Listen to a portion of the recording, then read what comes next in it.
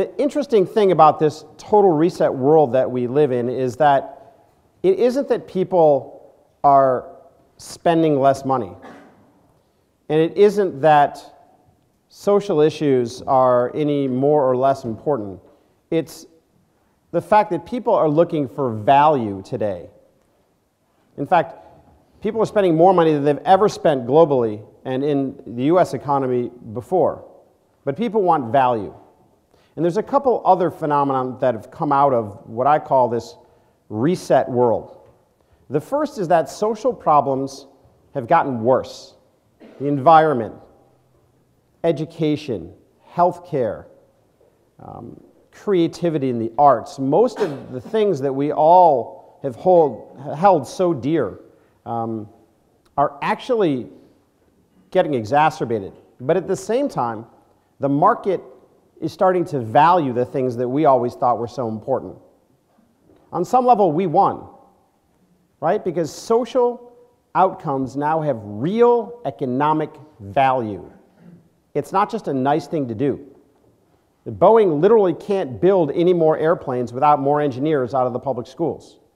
Cisco can't sell any more routers without enough IT guys around the world and without developing emerging economies. Companies can't produce their products without water. We are in pain because we are not solving social problems. It's no longer just a do-good thing to have as a phenomenon. So the first major takeaway of what I call the social capital market is that social problems and social outcomes now have real economic value.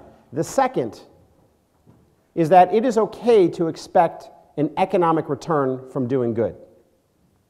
Right, you have Jed Emerson, who's here with us today, one of my mentors, and I'm a big fan, the pioneer of social return on investment and blended value and impact investing and a lot of those things. Those are all happening because we realize that people want both. We want a Prius that actually makes an impact on the environment and is good for our pocketbook. We want to give money through microloans and we want a return.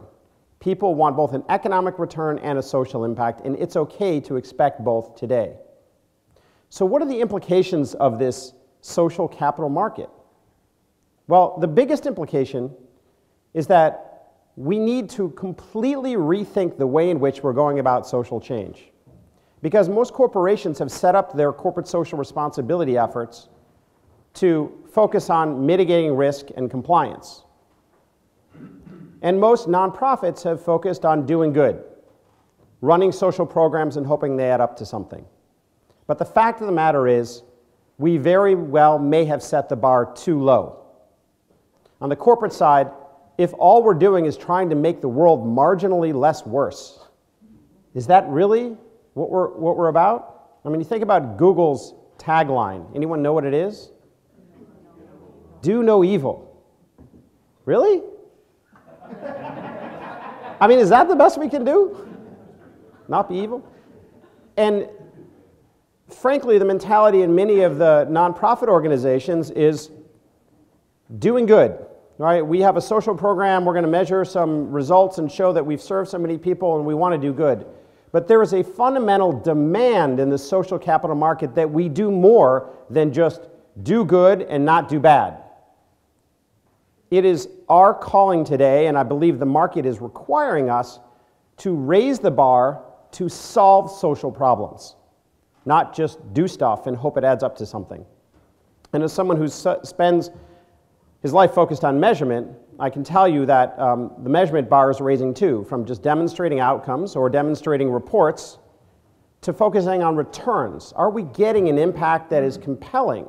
Are we producing high-value outcomes? So the implications of this shift to a social capital market from merely doing good are several. First, we are shifting from programs to solutions.